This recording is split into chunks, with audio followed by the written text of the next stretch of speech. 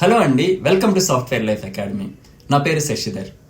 Technical కాన్సెప్ట్స్ని సులువుగా ప్రతి ఒక్కరికి అర్థమయ్యేలా మన మాతృభాష తెలుగులో అందివ్వాలన్నదే ఈ ఛానల్ యొక్క ముఖ్య ఉద్దేశం. నా ఈ ప్రయత్నానికి మీరు సహకరిస్తారని కోరుకుంటూ ఏమాత్రం ఆలస్యం చేయకుండా పదండి వీడియోలోకి వెళ్ళిపోదాం.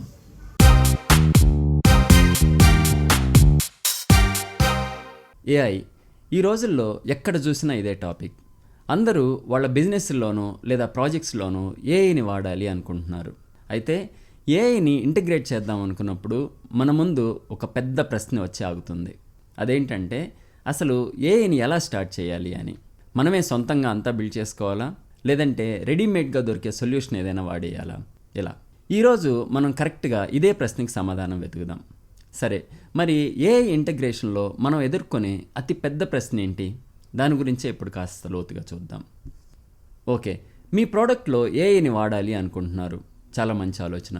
కానీ అసలు కథ ఇక్కడే మొదలవుతుంది.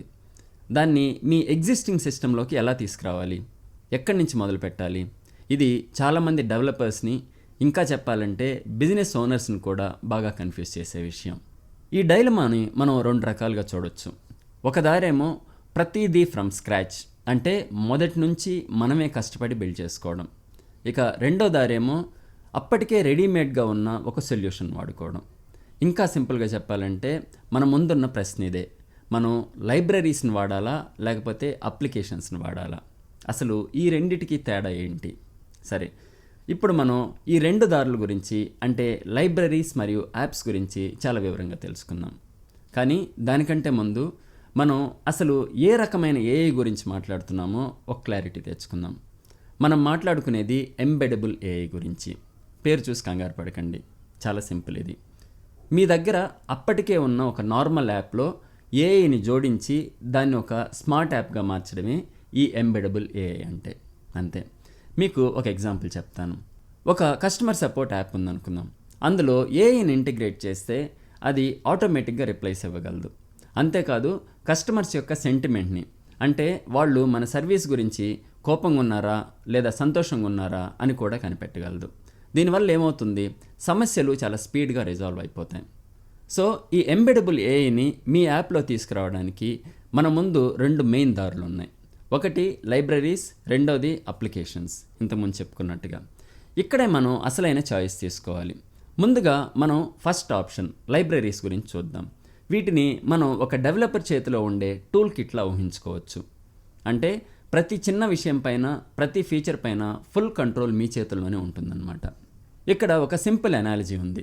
లైబ్రరీస్ అంటే వంటకు కావాల్సిన సరుకులు లాంటివి. టమాటాలు, ఉల్లిపాయలు, మసాలాలు ఇలాంటివి అన్నమాట. ఇక్కడ కుక్ మీరే. ఆ ఇంగ్రీడియంట్స్తో వంటకం ఎలా చేయాలో మీరే డిసైడ్ చేసుకోవాలి. లైబ్రరీస్ వాడడం వల్ల కొన్ని అద్భుతమైన బెనిఫిట్స్ ఉన్నాయి. మొదటిది ఫ్లెక్సిబిలిటీ ఇన్ డిప్లాయ్మెంట్. దీన్ని మీరు ఎక్కడి నుంచైనా రన్ చేయొచ్చు. క్లౌడ్లో, మీ సొంత సర్వర్లలో, లేదా రెండింటిని కలిపి హైబ్రిడ్ మోడల్లో కూడా. రెండవది కంప్లీట్ కస్టమైజేషన్. ఇది చాలా ఫ్లెక్సిబుల్ కాబట్టి మీ స్పెసిఫిక్ అవసరాలకు తగ్గట్టుగా పూర్తిగా మార్చుకోవచ్చు. మూడవది కాస్ట్ ఎఫెక్టివ్నెస్. ఇవి చాలా లైట్ వెయిట్గా ఉంటాయి, దాంతో మీ ఖర్చులు కూడా తగ్గుతాయి. సరే, ఇప్పుడు మనం రెండో ఆప్షన్ వైపు వెళ్దాం, అప్లికేషన్స్. పేరులోనే ఉంది కదా, ఇవి రెడీమేడ్. దీనికి కూడా ఒక మంచి అనాలజీ ఉంది. అప్లికేషన్స్ అంటే మనం స్విగ్గీలో ఆర్డర్ చేసుకునే ఫుడ్ లాంటివి. ఒక బర్గర్ ఆర్డర్ చేస్తే అది రెడీగా వచ్చేస్తుంది, మనం తినడమే పని. అలాగే ఈ అప్లికేషన్స్ కూడా రెడీమేడ్గా ఉంటాయి, మనం వాటిని వాడుకోవడమే. అప్లికేషన్స్ వాడడం వల్ల కూడా కొన్ని ముఖ్యమైన ప్రయోజనాలు ఉన్నాయి.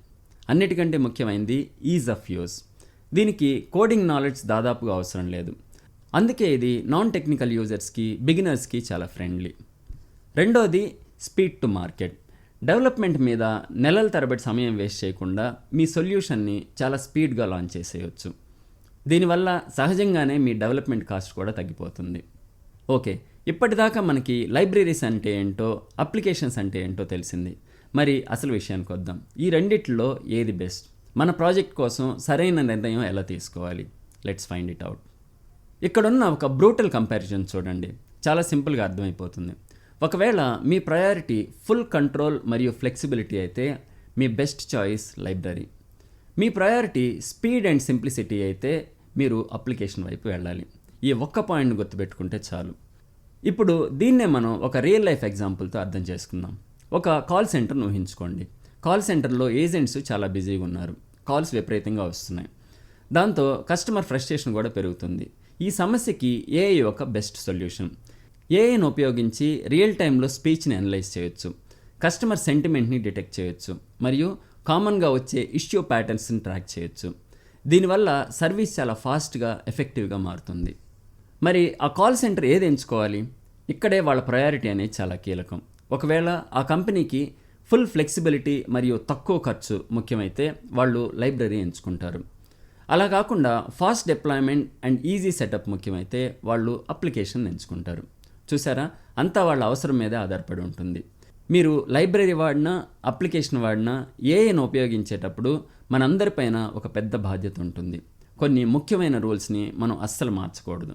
ఈ 3 నియమాలని తప్పనిసరిగా పాటించాలి. Number 1, responsible AI. మనం బిల్డ్ చేసే ఏఐ సిస్టమ్స్ న్యాయంగా, పారదర్శకంగా ఉండాలి. యూజర్ ప్రైవసీకి ఇంపార్టెన్స్ ఇవ్వాలి. And 2, trust worthy AI. ఎలాంటి బయాస్ లేకుండా ట్రైన్ అయిన మోడల్స్ని మాత్రమే వాడాలి. And number 3, secured AI. User data ఎల్లప్పుడూ సేఫ్గా, సురక్షితంగా ఉండాలి. సో మనం ఇప్పటివరకు నేర్చుకున్న దాని నుంచి వచ్చే అతిపెద్ద ఇన్సైట్ ఏంటంటే, మనం అడగాల్సిన ప్రశ్న మారాలి. వాట్స్ ద బెస్ట్ ఆప్షన్ అనేది రాంగ్ క్వశ్చన్. రైట్ క్వశ్చన్ ఏంటంటే, what's the best option for my use case, అంటే నా అవసరానికి ఏది బెస్ట్ అని. ఒక్క విషయం గుర్తుంచుకోండి, లైబ్రరీస్ అండ్ యాప్స్ 2 పవర్ఫుల్ టూల్సే. కానీ వాటి అసలైన విలువ వాటిని వాడడంలో కాదు, మన అవసరాలకు సరైన దాన్ని ఎంచుకోవడంలో ఉంది. ఆ సరైన చాయిస్ తీసుకున్నప్పుడే మనం ఏఐ యొక్క నిజమైన శక్తిని పూర్తిగా పొందగలం. సరే, ఇప్పుడు మీకోసం ఒక చిన్న ప్రశ్న. ఒకవేళ మీ గోల్ ఒక ఏఐ సొల్యూషన్ని వీలైనంత వేగంగా మార్కెట్లోకి తీసుకురావడం అయితే మీ బెస్ట్ ఆప్షన్ ఏది? మీ options: A library, B application, C 2 ఒకటే, డి ఏది కాదు. కొంచెం ఆలోచించి మీ సమాధానాన్ని కింద కమెంట్స్లో తెలియజేయండి. ఈ వీడియోలో నేను ఇచ్చిన ఇన్ఫర్మేషన్ మీకు ఉపయోగపడింది అనిపిస్తే మన సాఫ్ట్వేర్ లైఫ్ అకాడమీ ఛానల్ని సబ్స్క్రైబ్ చేసుకొని బెల్ ఐకాన్ నొక్కి పెట్టుకోండి. Thank you.